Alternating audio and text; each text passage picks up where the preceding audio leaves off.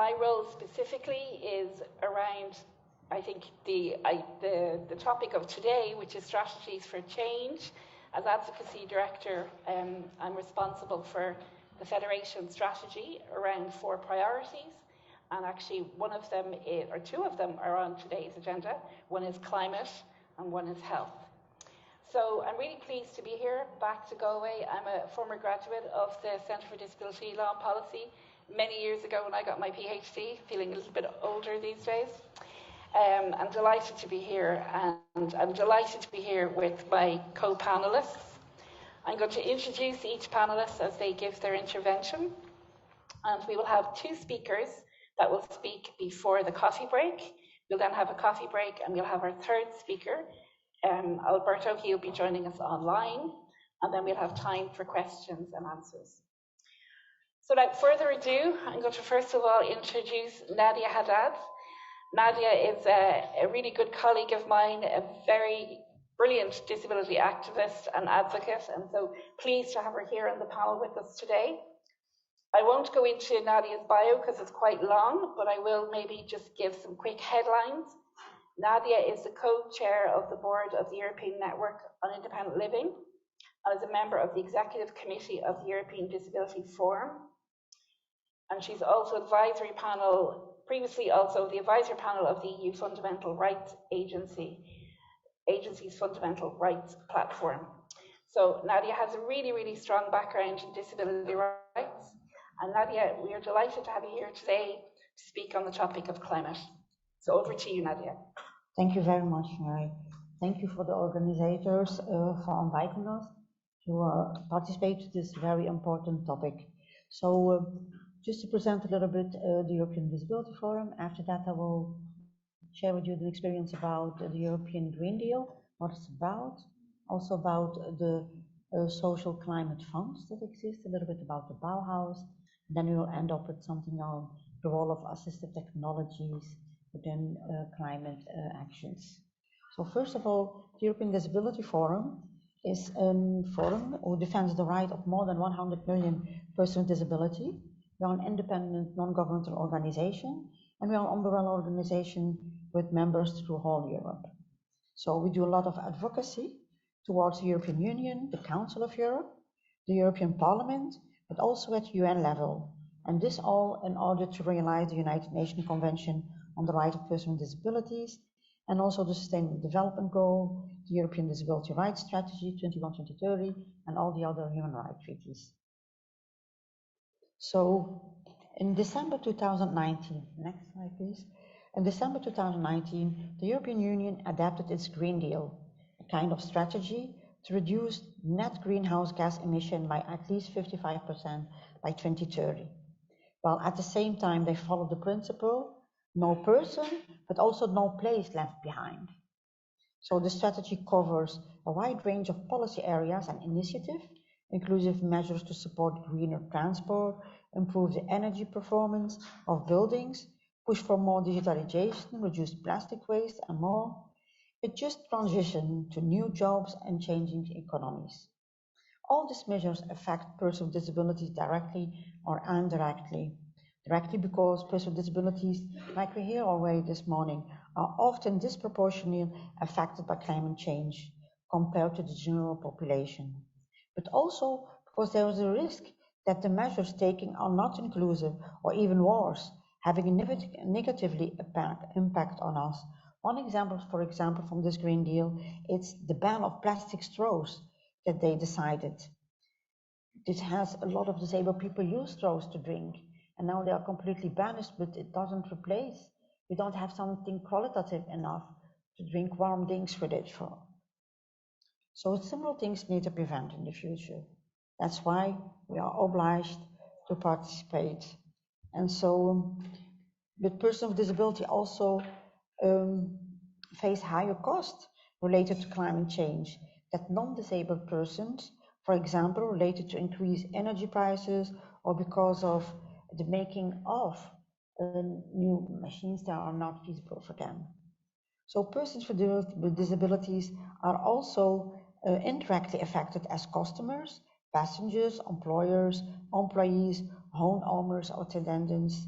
So it's therefore very important to make our voice heard in this debate, which is maybe not traditionally a part of the advocacy work that the DPOs used to do.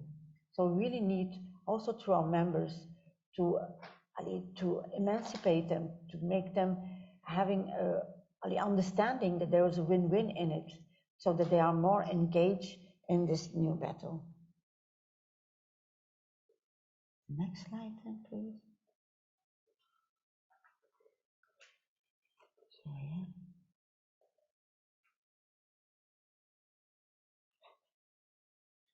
I don't manage to. Okay. So making the European Green Deal work for people with disability needs a two-part approach to ensure that it's really inclusive and will work for persons with disability. Firstly, all the policies and legislation that the European Union is adapting have to be inclusive and reflect the concerns of us. And secondly, organizations of persons with disability have to take their place at the table and engage even proactively in the discussion about sustainability and climate change. However, it is not so easy, like I mentioned before, because they need to provide funding for this and also trainings and expertise, which is not self-evident for many disabled people organizations. So ideally, we should walk the talk and improve their own environmental footprint and raise awareness among their own members. But again, this has to be done within the limitation of the capacity of most of the organization. So we need to try to lobby to get them more and more involved. So some of the measures, next slide please.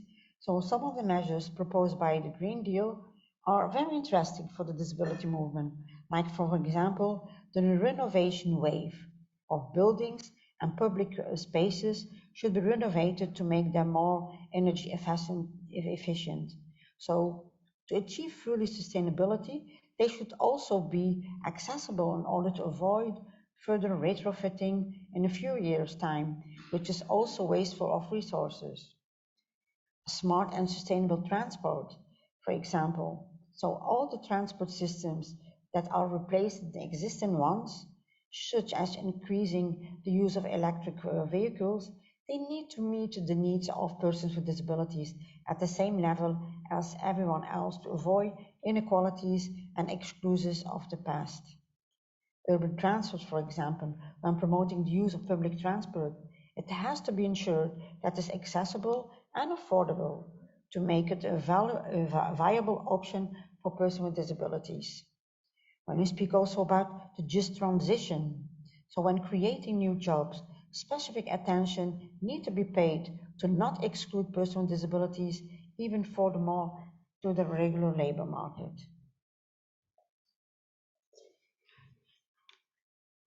So there also exists a kind of social climate funds that the European Commission proposed as part of the package that has the potential to be one of the leading instruments to deliver a social, fair and just transition to the climate neutrality. So, however, these social climate funds have something policy reforms that are required and safeguarding reforms. There is a strong risk that this social climate fund will fail from the outset because the European Commission's proposal foreseen an insufficient budget, a lack of shared governance, and a less than ideal setup. Moreover, some member states are really opposite to the idea of creating such a social climate funds in the first place. So it must be targeting all the underrepresented group and those in difficult situations, as well as ensuring meaningful participation for all stakeholders. So we also note that the majority of persons with disability are living at the edge of under the poverty line.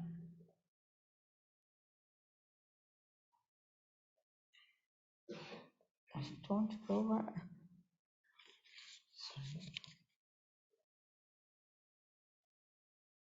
I can't manage my own PowerPoint presentation. Sorry for that. Okay.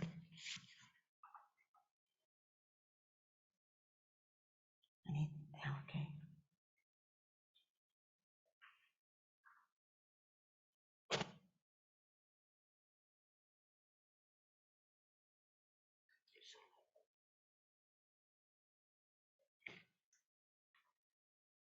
Sorry for this. So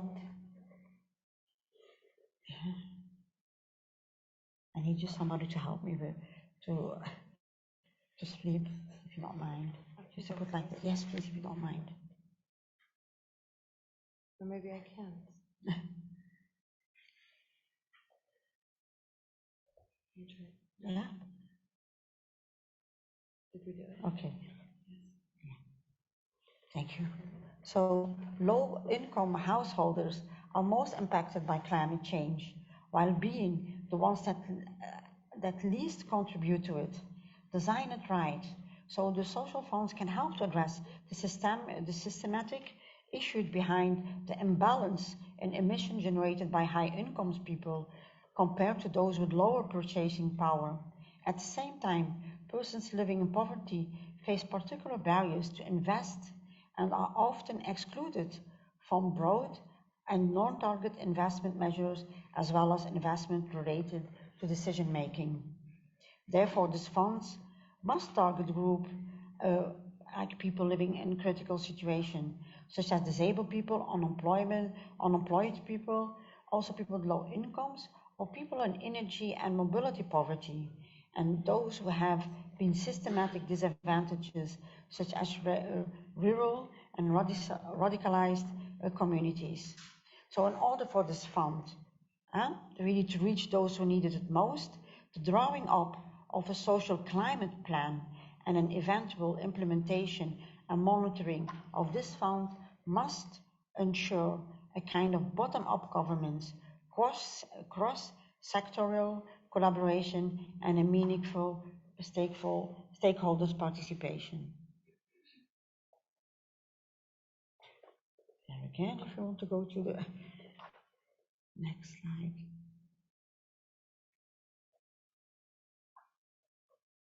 I don't know what. Yes, please, if you don't mind. This worked better for me. We did that way. Yeah.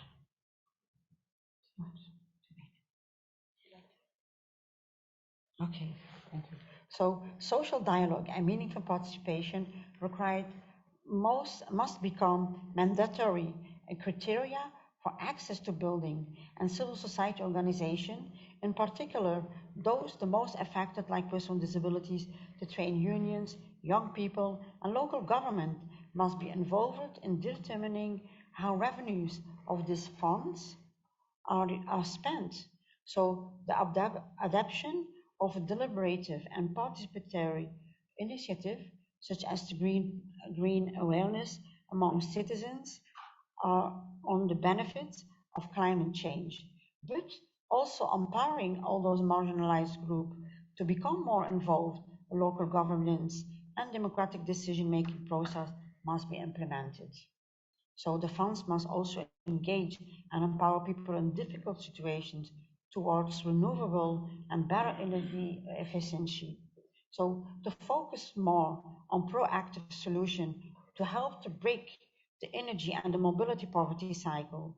Social tariffs, for example, and energy cost subsidies, energy vouchers, and other traditional financial instruments currently used by European countries are only temporary solutions would support us.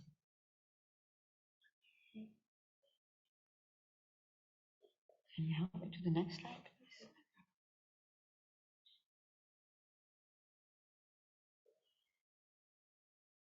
So, however, these measures do not tackle the structural cause of energy poverty, responding only to the cost of energy.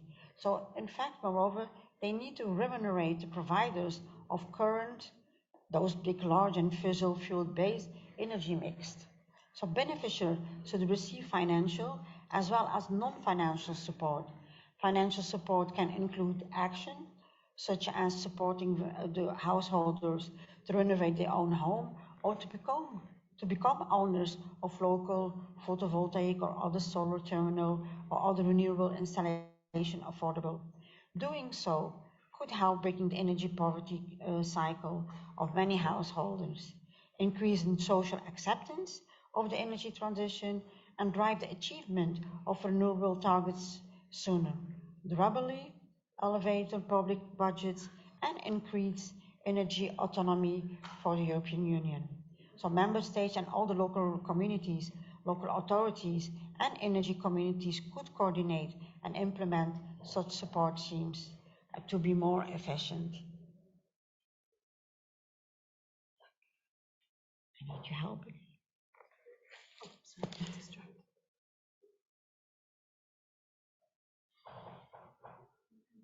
So in addition to the final instruments to support all those groups, there must be an awareness raising about synergy between renewable energy, effective and social goals, in line with the social ambition of the European Green Deal. So all those measures need to be implemented in line with the convention and leave really no one behind. So if this is done, I think the European Green Deal can work for persons with disabilities and can really mean something for them. So to encourage cities to do more about this, yes, please, if you don't mind. They also introduced there was a European Bauhaus a convention and a prize. So what's the Commission planned correctly with the new Bauhaus prize is to encourage local authorities and initiative when they include persons with disabilities and all the other stakeholders in making places more sustainable and energy efficient. There are several pilot projects that they finance, and also they provide financial support through ad hoc calls of procedures for innovative ideas and products. And it's also co-design projects with partners. So, and how can you get involved? You can also get involved, every individual even. You can share your ideas and examples of sustainable and inclusive initiatives via the new Bauhaus website. You can become a partner to disseminate information and act as a multiplier. And then also, while this initiative could definitely be relevant for the disability movement, it remains still to be seen if it's really resulting in concrete measure, as it's new and there was a kind of mixing of the budget.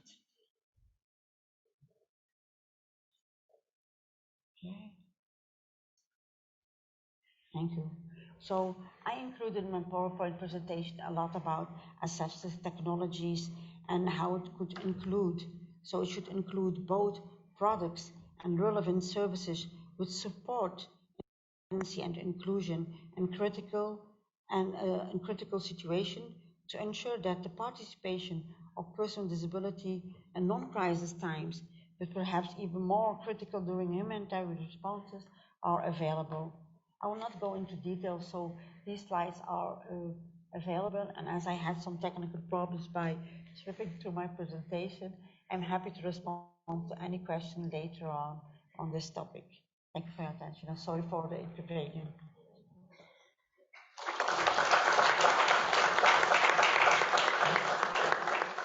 Thank you, Nadia, for taking us through a whirlwind analysis of the European Green Deal, the challenges and also the opportunities that come with this. And as Nadia said, time for questions and answers later.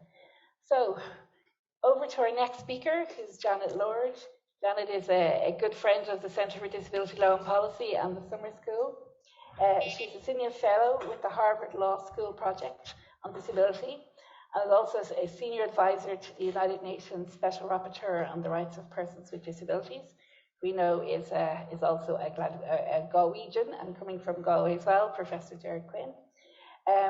Janet has also worked and still works in advisory support to a number of different agencies, including the World Bank, USAID, and the United Nations. So Janet's here to speak to us today on the topic of conflict. So Janet, over to you. Thank you.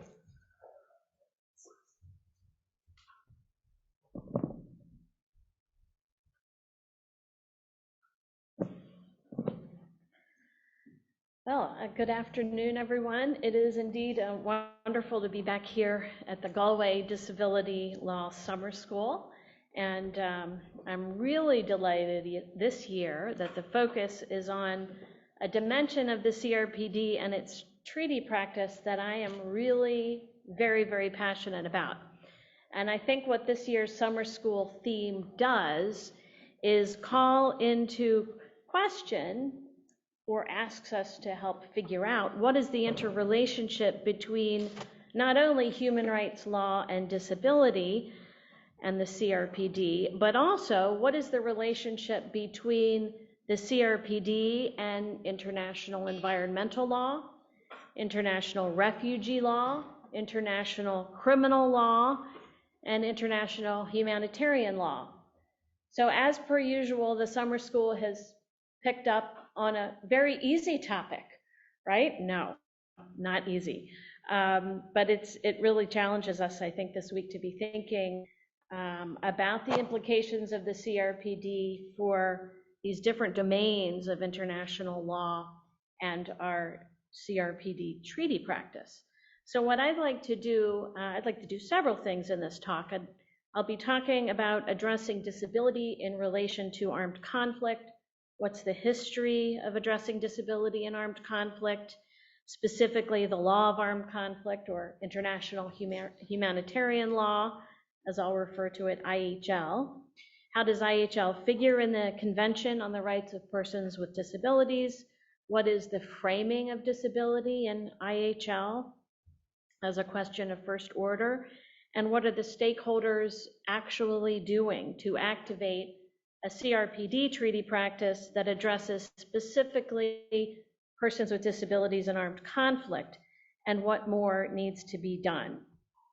So my own entry into this topic really came very early on at the beginning of the CRPD drafting process, because I kind of entered that process from the perspective of international humanitarian law. I was working at the time for an organization that was focused on bringing the voice of landmine survivors into the implementation of the mine ban treaty process, or the Ottawa Convention on Anti-Personnel Landmines. And now that treaty in Article 6.3 does address the socioeconomic reintegration of landmine survivors into society. It's not a very impressive provision, but nonetheless, it did help to harness and activate a really important issue in the context of the Mine Ban Treaty, and has helped to ensure that the rights of landmine survivors were being addressed within the context of the Mine Ban Treaty implementation. But I think it also helped set the stage for some of the provisions that feature in the CRPD. So the provision in Article 25 on health that talks about peer support, and of course, Article 11, which addresses situations of risk during armed conflict as well as other crises. And while drafting the treaty, we pressed hard for some kind of provision approximating the provision found in the Convention on the Rights of the Child that addresses children in the context of international humanitarian law. And we worked hard on the provision and the understanding that, of course, the persecution of persons with disabilities, the impact of armed conflict on persons with disabilities was very apparent, for example, in the Holocaust. So the specific provision in the Covenant on Civil and Political Rights, Article 7, the anti-torture prohibition, specifically references the prohibition against medical or scientific experimentation without informed consent. That provision was actually added specifically because of some of the persecution experienced by people with disabilities during the Holocaust. They were, of course, experimented upon, euthanized, etc., in the tens of thousands. So that's kind of an interesting little historical note that does make its way into the otherwise quite invisible, disability invisible ICCPR.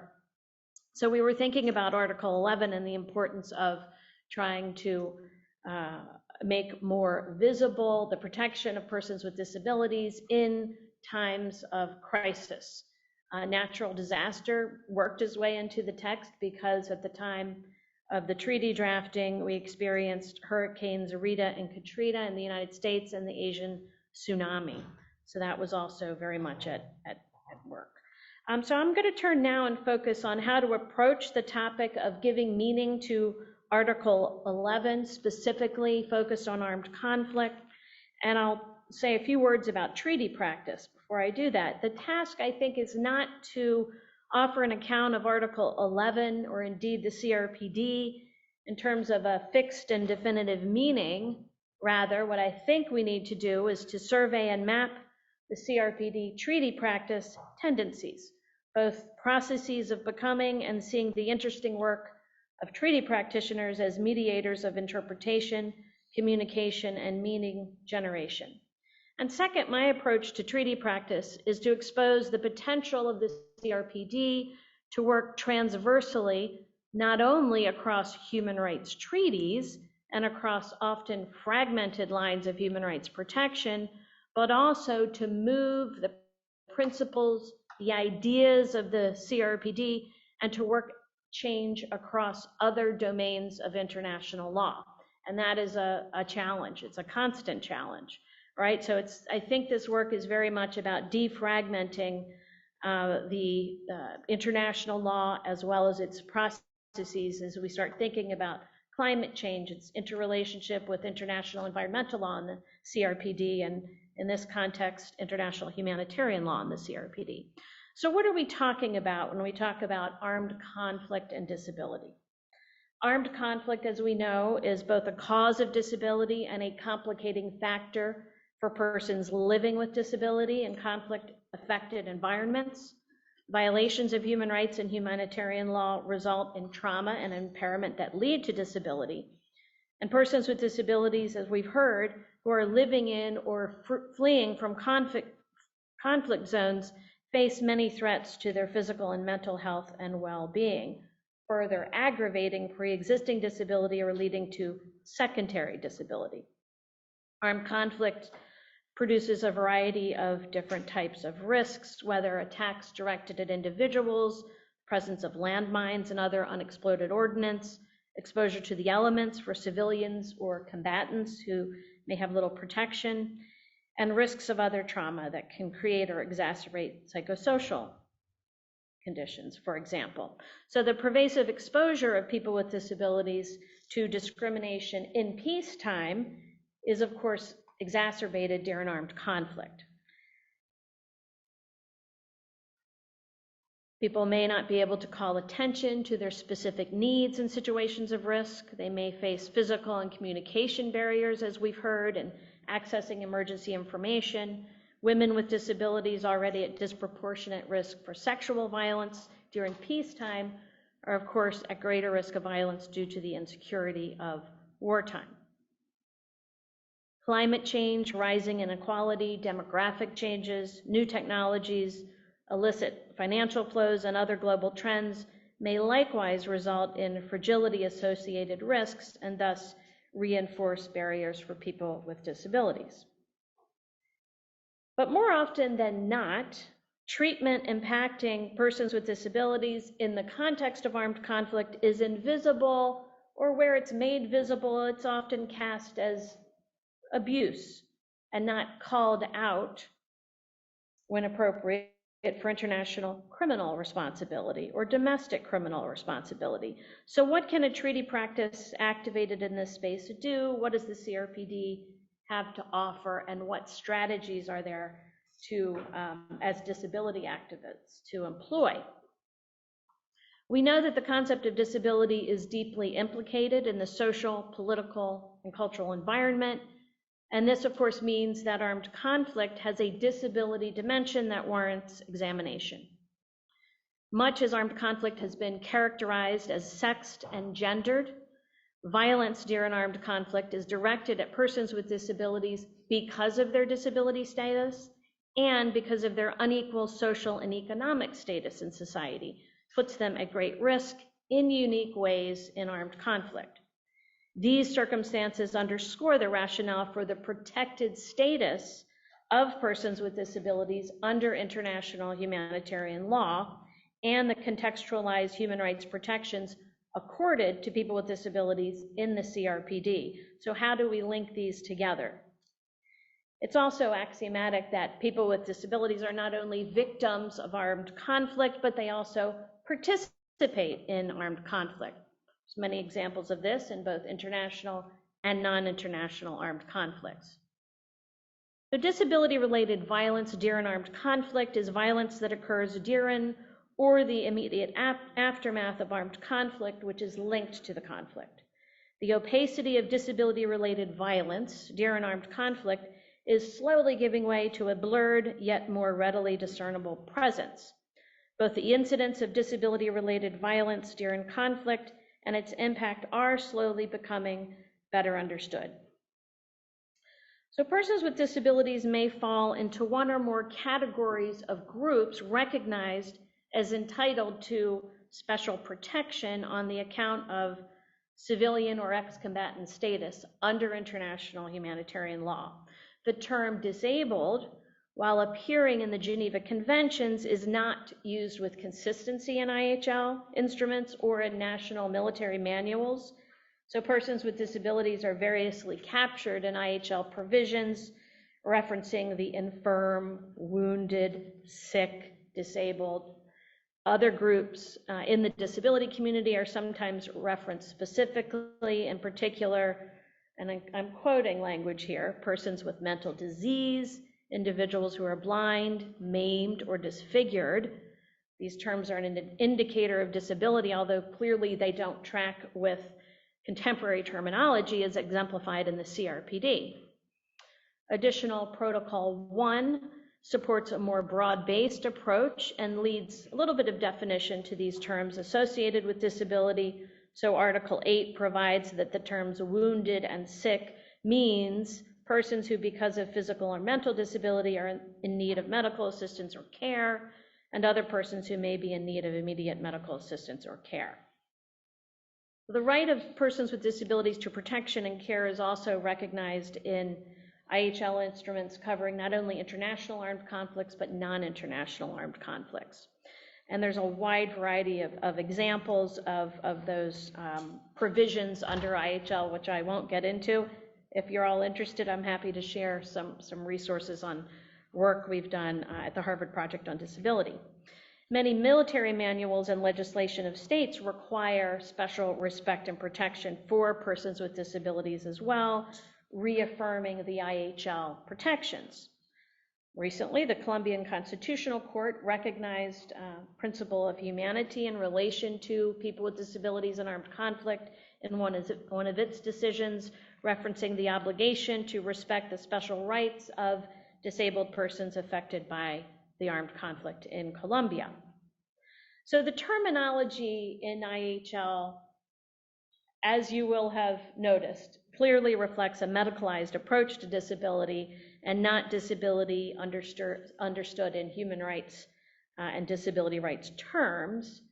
But when we filter this through a disability rights lens, IHL terminology can be reinterpreted to cover both the sense of disability relating to wounded soldiers as well as civilians in need of medical care or other protection, as well as persons who on account of their disability may require specific types of protection or accommodation.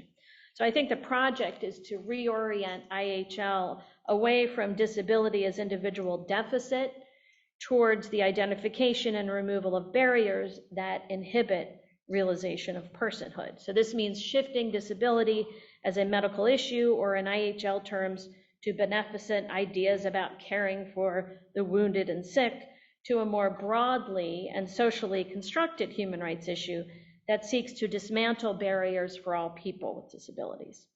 So now let's talk a little bit about how the CRPD does this and how a CRPD treaty practice is starting, maybe belatedly so, to help bring about this shift.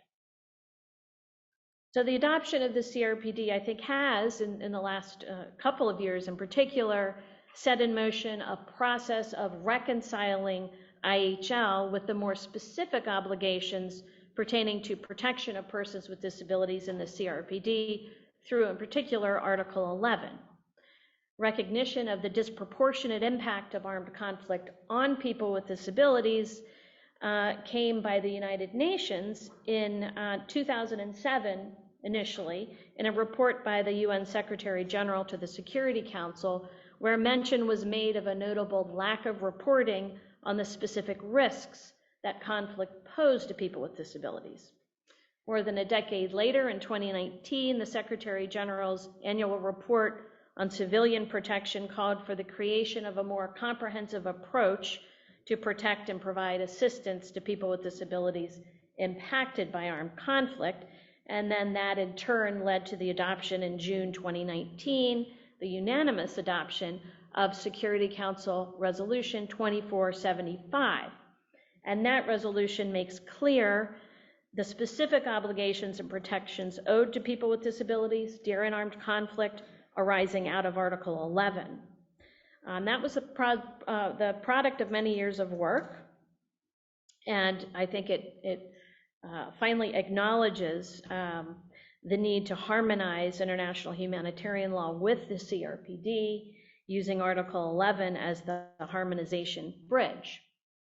So this adoption by the Security Council of its resolution 2475 really does break new ground by highlighting the positive role of persons with disabilities in what Gerard Quinn likes to refer to as the peace continuum, right? Through all phases of a conflict, start to finish, including in peace-building processes as well. And it establishes the co-applicability and complementarity of the CRPD with other fields of international law. It requires a reading of disability-based human rights and protections into other international law obligations, including those found in IHL, as well as international criminal law. So of course, the text of Article 11 reminds us that states are required to take all necessary measures to ensure the protection and safety of persons with disabilities in situations of risk, including situations of armed conflict, humanitarian emergencies, and the occurrence of natural disasters. So this recognition of co-applicability and complementarity is something that makes Article 11 special and significant. It calls attention to existing obligations in international humanitarian law and other international law regimes, and it reminds states parties and us activists that the CRPD framework is part and parcel of a wider protective framework, and that the CRPD is there to inform that broader framework of international legal protection. My focus is IHL, but this applies as well, as I said, to refugee and asylum law, to international environmental law, and so on. So Article 11 requires positive measures of protection and safety for people with disabilities affected by situations of humanitarian emergencies and risks. This is underscored in the preamble, which affirms the applicability of human rights in the full protection of persons with disabilities, particularly during armed conflicts and foreign occupation. All necessary measures must be taken to include protection.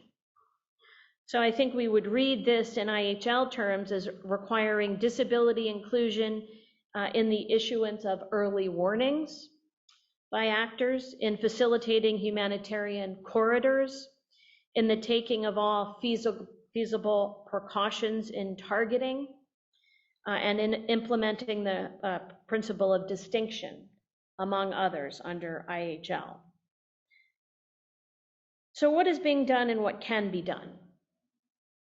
Humanitarian assistance and post-conflict recovery efforts can work to strengthen the resilience of people with disabilities through direct community engagement and address situations of extreme risk. And disability inclusion in situations of conflict require cross-cutting responses and recognition that people with disabilities are likely to have multiple and intersecting attributes that heighten risk and protection concerns. In 2021, the UN adopted disability inclusive standards as part of its revision of the UN Integrated Disarmament, Demobilization, and Reintegration Standards, which before had nothing whatsoever to say about disability. So that's an interesting and recent development. In the same year, the UN started working on its first victim assistance standard as part of standard setting for UN mine action. Its first draft was pretty appalling and not so great, but it's since been reworked and revised to better reflect principles in the CRPD. and guidance continues to emerge, driven in part by the adoption of Security Council Resolution 2475. So the work of the UN Special Rapporteur on the rights of persons with disabilities, our very own Gerard Quinn, is very much focused during the life of his mandate on the rights of persons with disabilities in armed conflict. His first report, that's already been, I think, referenced, talks about persons with disabilities in the context of armed conflict, and he'll be issuing another report in the fall that will be presented to the UN General Assembly, also addressing other aspects of the protection of people with disabilities in armed conflict. And he'll end up his mandate term with another report that focuses on people with disabilities in the context of peace building.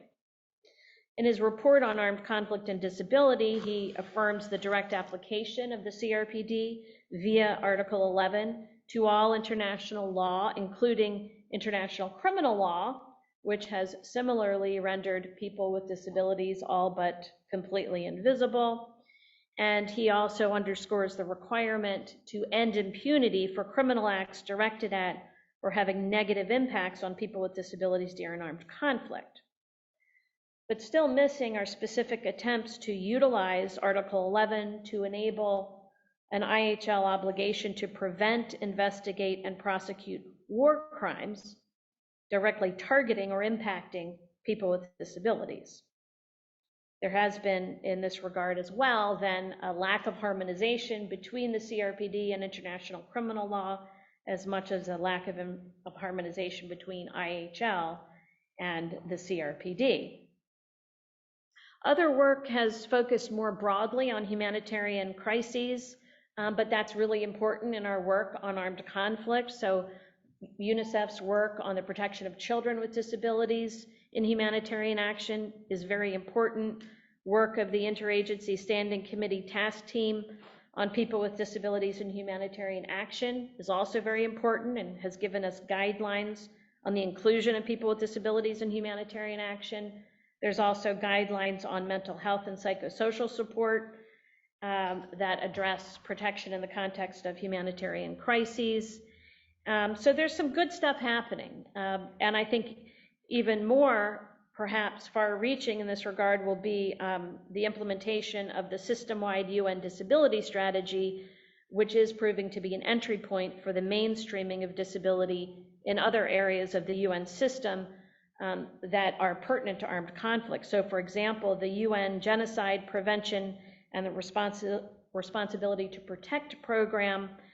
This is the office that supports two special advisors to the Secretary General, one on the prevention and genocide and one on the responsibility to protect. That program is turning its attention at last to the formulation of guidance as to atrocity crimes committed against persons with disabilities, particularly in armed conflict, and the implications of disability-related hate speech that can lead to atrocity crimes. So these developments are starting to give recognition to the extent and pervasiveness of violence against people with disabilities during armed conflict and its impact. But looking ahead, of course, more work needs to be done. We need to do more to mainstream disability into consultations on fragility, conflict, and violence-affected countries, needs assessments, infrastructure development, services, policies, including in post-conflict stabilization measures, and programs for uniquely vulnerable groups. We need to do more to make sure that the standards out there on disarmament, demobilization, and reintegration actually do include a disability perspective. Looking at providing assistance on the adoption of legislative and policy measures to advance a disability-inclusive approach in post-conflict peace-building initiatives is incredibly important, including the provision of mental health services, rehabilitation, and individualized support, ensuring that physical and virtual infrastructure used for communications in these environments is accessible. We need to do more to advocate for disability inclusion in programming, donor-supported programs on forced migration, etc., and other contexts. We need also to think about how to build disability inclusive approaches through planning tools like recovery and peace building assessments, risk and resilience assessments, security and justice, public expenditure reviews, and other types of planning tools. And of course, as has already been said, we need to support filling of the disability data gap. In this context, including addressing sexual and gender-based violence impacting persons with disabilities in conflict-affected environments, and in the context of bringing perpetrators to account for disability-based crimes constituting genocide, war crimes, and crimes against humanity, we need to do more to better ensure that international criminal law processes are disability inclusive, and that fact-finding investigative bodies like commissions of inquiries, like fact-finding missions in conflict-affected environments are inclusive, and also that national processes of accountability pursuant to the requirements of IHL are addressing crimes against persons with disabilities. And we've just completed, as part of the work of the UN Special Rapporteur, really unique consultations between organizations of persons with disabilities and national militaries in cooperation with the International Committee of the Red Cross. And that has proven incredibly interesting and insightful. And I think it's really important for us to continue building those relationships and building our own competence as disability rights activists in international humanitarian law and international criminal law and process. So the protection of the disabled soldier or civilian in IHL is contingent on a conceptualization of the disabled body as medical pathology.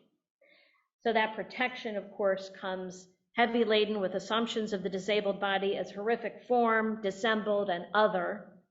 But the CRPD presents a very unique challenge to IHL: how to incorporate the insights of a human rights-based and social contextual understanding of disability while retaining the protective function of IHL and without asking more of IHL than it can possibly achieve.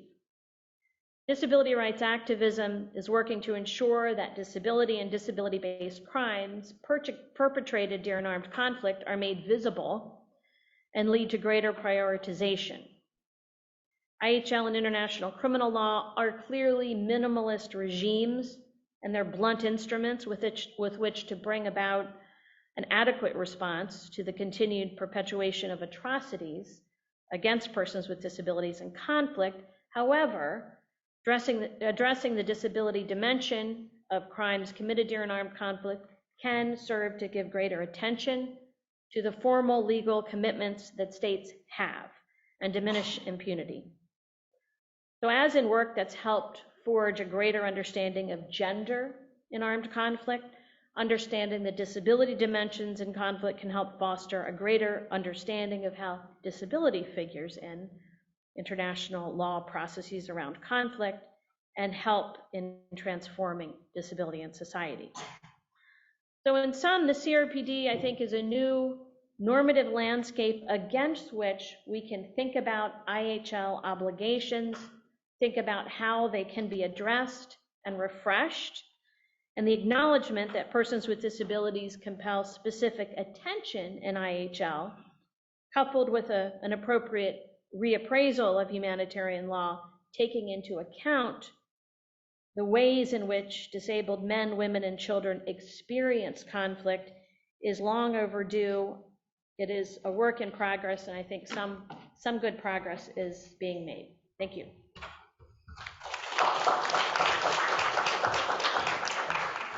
Thank you, Janet, for taking us through an extensive analysis from the IHL up to the CRPD and where CRPD can really guide this really complex area of work. Really brilliant. Thank you so much. Before we go to coffee break, I'm just going to thank both our speakers. I think both of you have spoken to two fairly complex issues from a policy and a legal perspective. And this is the panel discussion we're having today is really around those strategies of change that are needed. So how do we think through this complexity, ensuring that within that we're thinking of protecting and promoting the rights of persons with disabilities?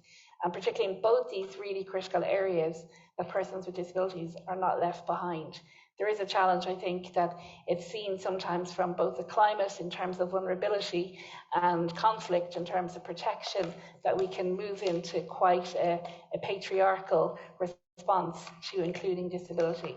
So I think this is a key challenge for us, and I'm sure it might be a question later from somebody in the audience. So we're just going to finish for coffee now. We have Alberto Vasquez will be our last speaker, and he's joining us once we come back from our coffee break. The coffee break is scheduled until 15:30, so we will see you back just a little bit before then. And thank you everybody for your attention, and thank you to both of our panelists for your input. Thank you. Is dialing in on Zoom behind us, and I'm just going to give a really quick introduction to Alberto. Alberto will be speaking around strategies for change in health. So Alberto Vasquez works as Senior Advisor at the Center for Inclusive Policy. He is a Peruvian lawyer and a disability rights advocate. I think I've met Alberto a number of times here at the Center for Disability Law and Policy Summer School. So Alberto, I can see you there on the screen. Nice to see you. And over to you, Alberto. Hi, everyone. Thank you for the invitation. And I'm very sorry I'm not able to be there. Just wanted to say hi to Mary and everyone in the panel. I'm very glad to join you.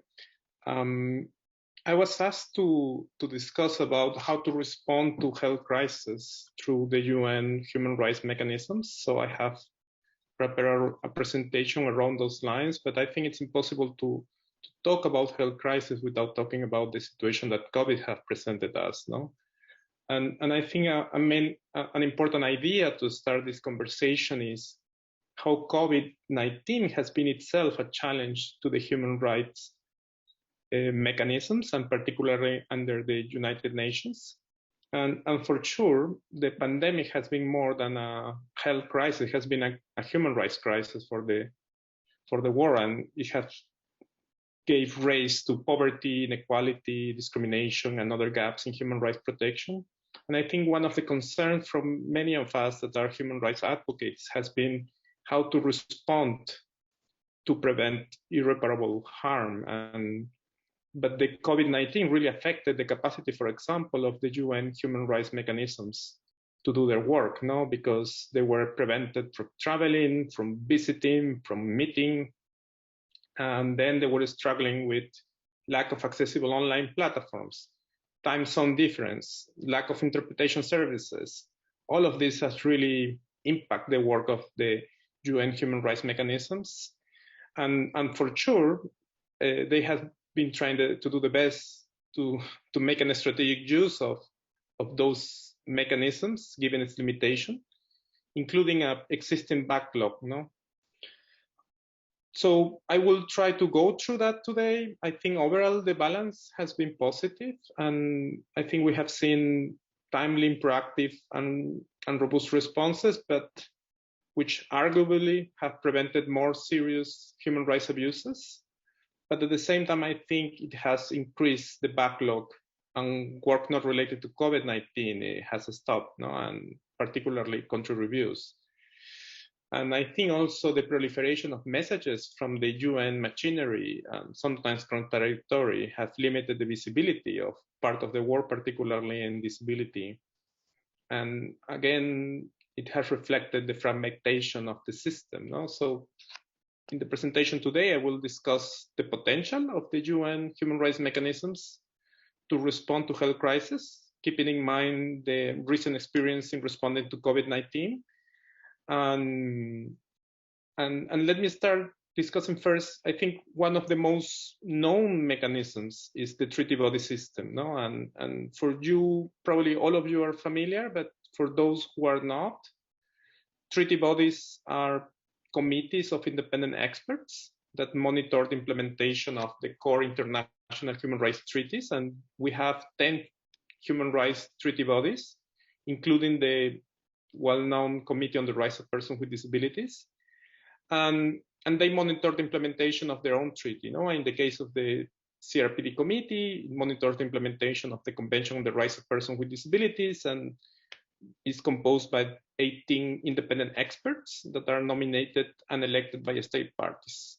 So how come those treaty bodies can help in a health crisis? And I think there are many entry points that we can explore, and I will try to go through some of them.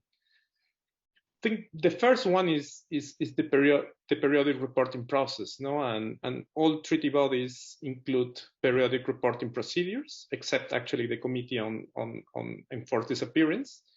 And for example, under the Committee on the Rights of Persons with Disabilities, the states party have to submit regular reports to the committee, on how they're implementing the CRPD.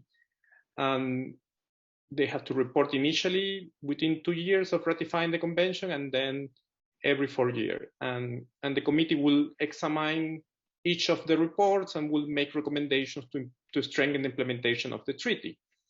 And if we look at the work of the Committee on the Rights of Persons with Disabilities during the last 2 years, which, as I mentioned at the beginning, stopped because of the COVID pandemic, actually affected the capacity of the committee to work. But if we look at the concluding observation from to put a framework from the 24, 25, and 25th sessions, which is between March 2021 and March 2022, we will see that the committee, the Committee on the Rights of Persons with Disabilities, have paid actually significant attention to the situation and the impact of the COVID-19 on the rights of persons with disabilities. And some of the topics that they have raised is this disproportional impact of persons with disabilities, particularly on the rights of persons with disabilities, particularly in institutions, and propose something they call emergency deinstitutionalization. They also focus on the accessibility of the information about health crisis, about the impact of the lockdowns in access to education, including the challenges of remote education.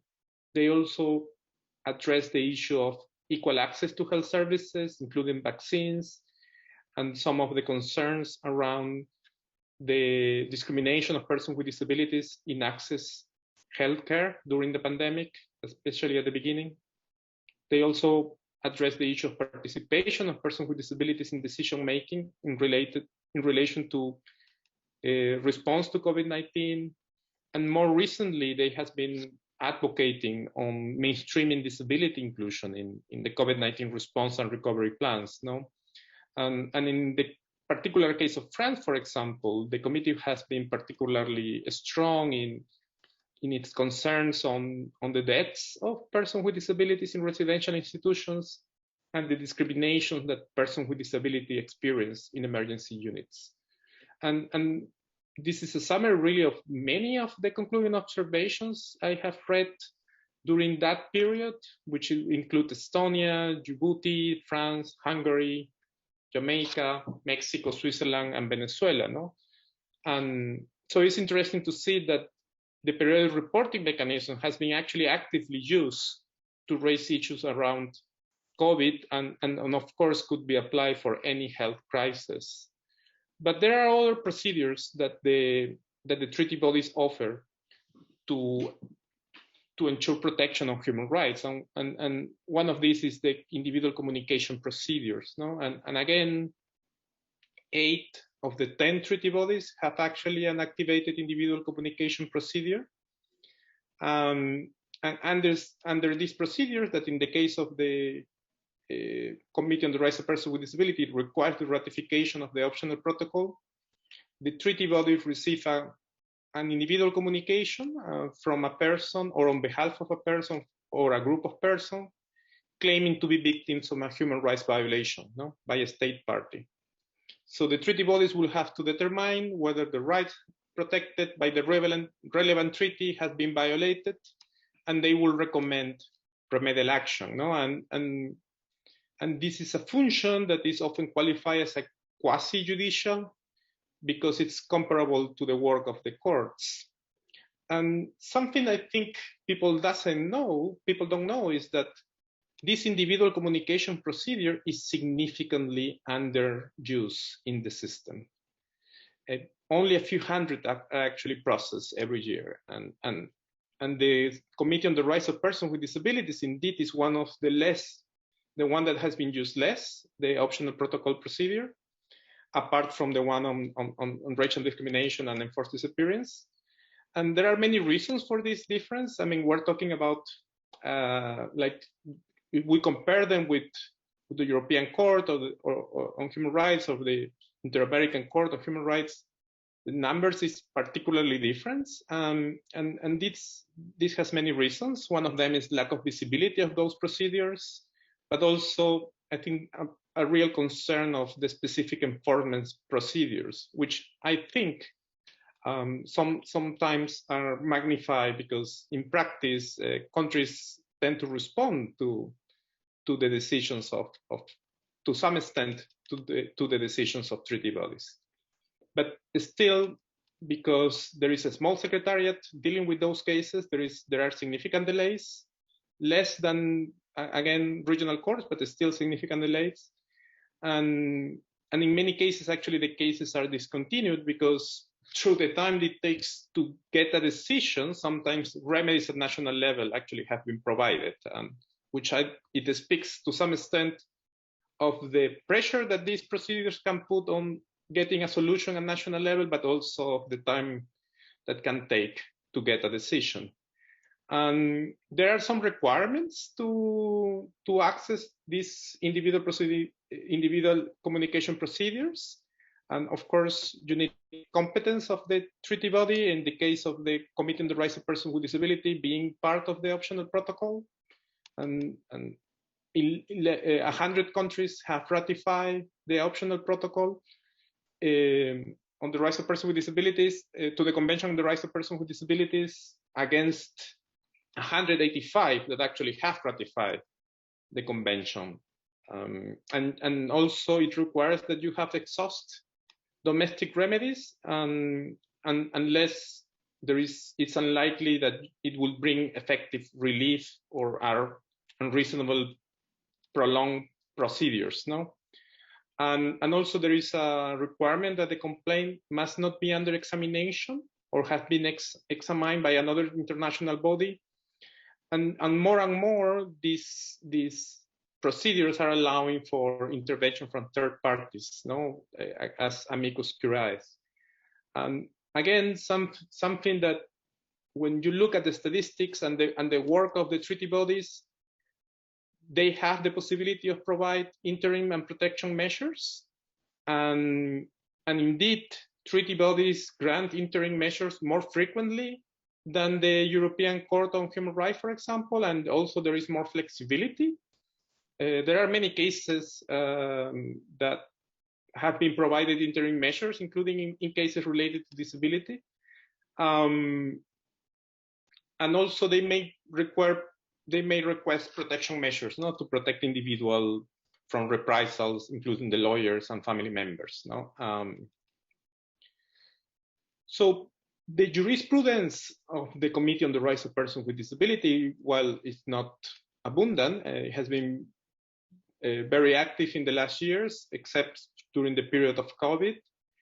But when you see at the statistics again, you see that the majority of cases are coming from high-income countries, including in most of the pending cases. And up to now, we didn't have any jurisprudence related to health crisis. And looking at the pending cases and talking with friends of the Secretariat, it seems there is no case related to COVID-19 pending. There are cases actually related to COVID-19 in other treaty bodies, not necessarily linked to persons with disabilities, which are pending solution. And in some of them, it has been granted interim measures, which I think is interesting again as a possibility to use those mechanisms to respond to a health crisis. So we have the periodic review process, we have the individual communication procedures, and a third one I would like to highlight is the inquiry procedure. And again, this is not exclusive of the Committee on the Rights of Persons with Disabilities. Actually, 6 treaty bodies have it. But basically, the committee can conduct inquiries in the case of serious or systematic human rights violations in a state party, which are unrelated to individual communications. And these procedures could be started through anyone sharing information with the committee.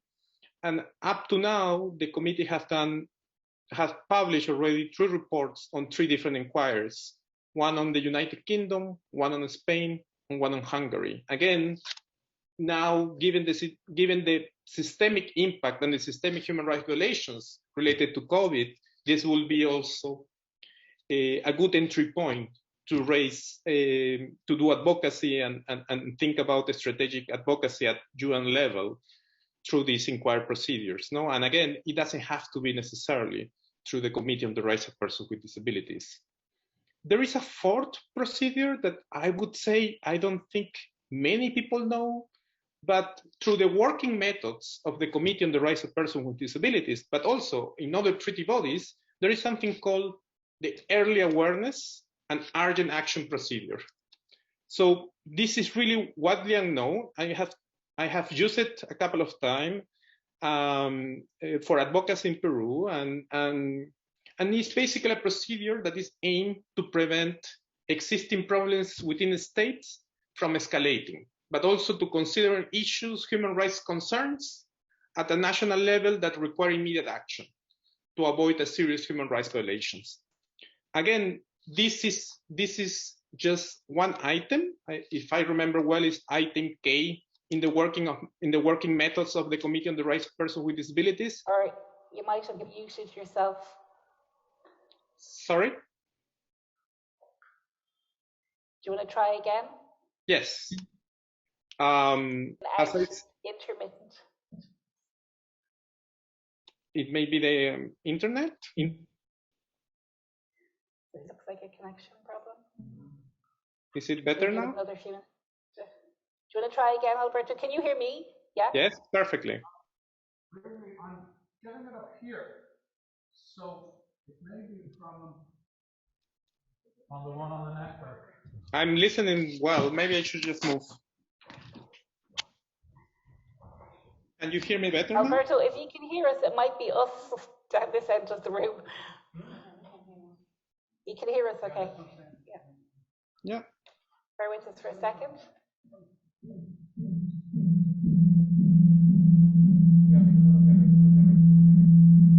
Sounds like a heart. I think it's not here.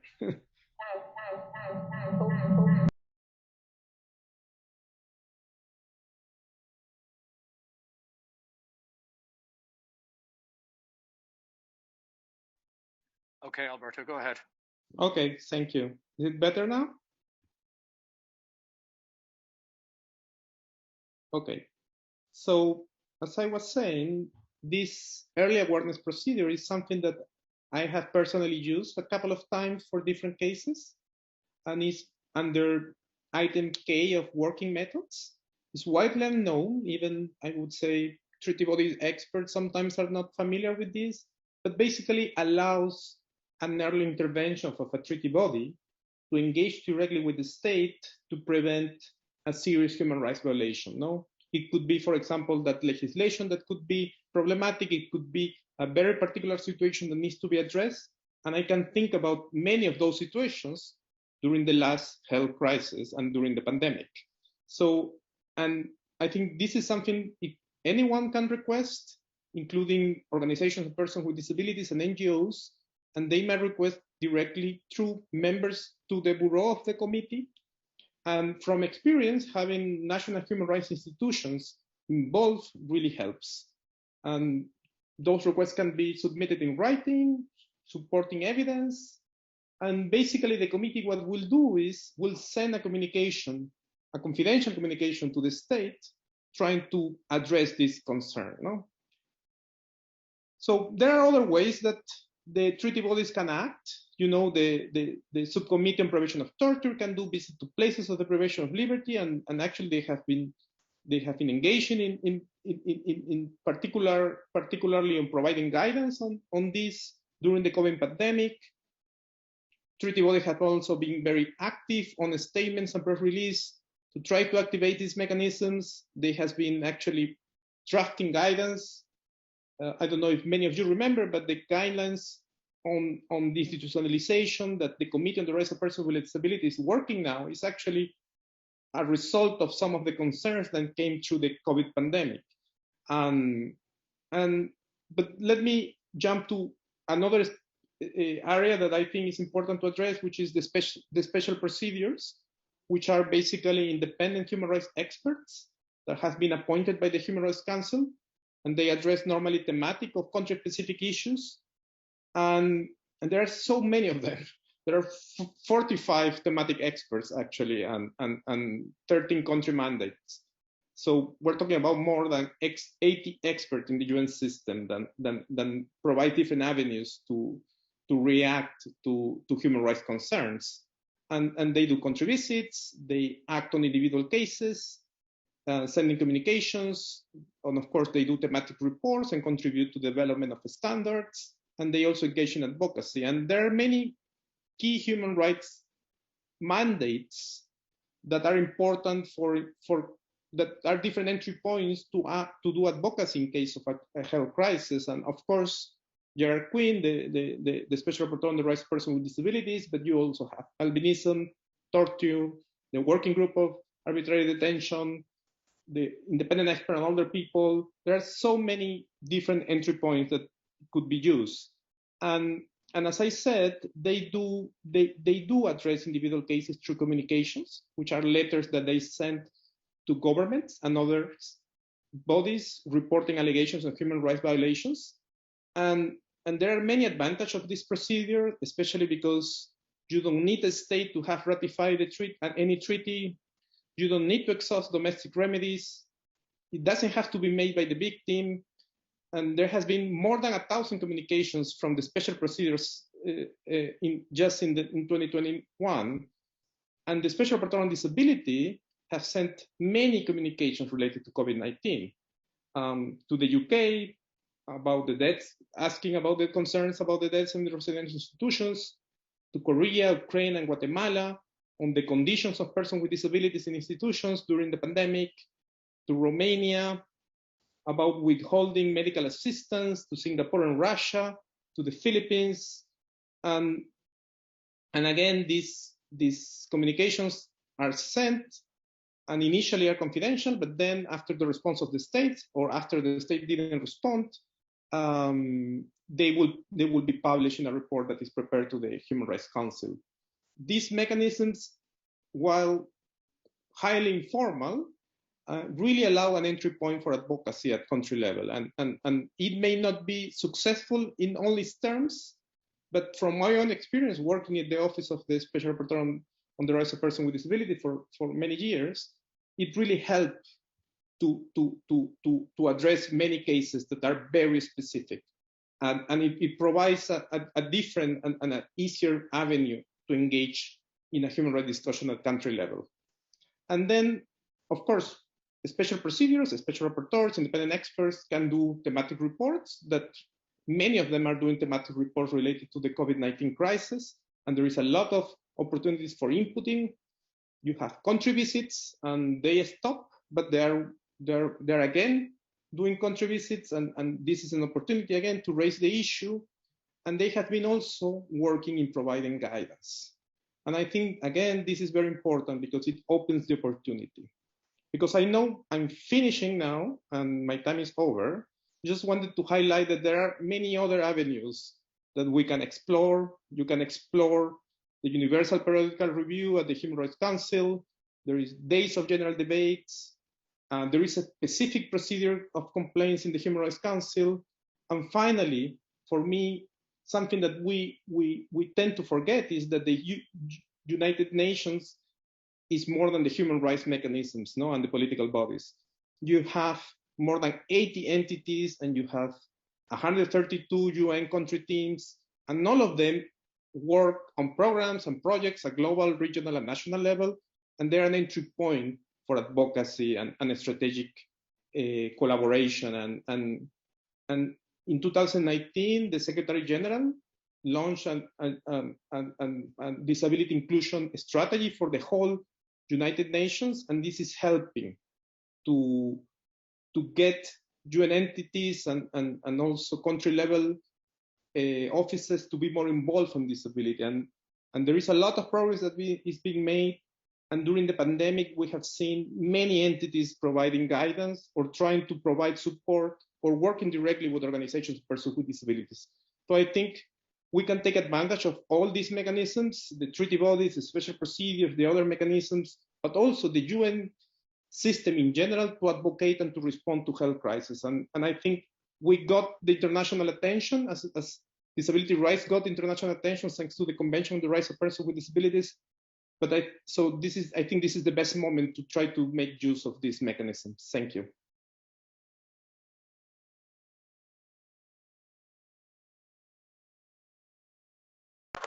I think you gave us a really good tour there of the different avenues for being able to advocate for change at a national level and also at a global level. And one of those new thematic advisors or special rapporteurs is actually the one on climate change and human rights, which has just recently been appointed. So kind of pertinent to our conversations this week.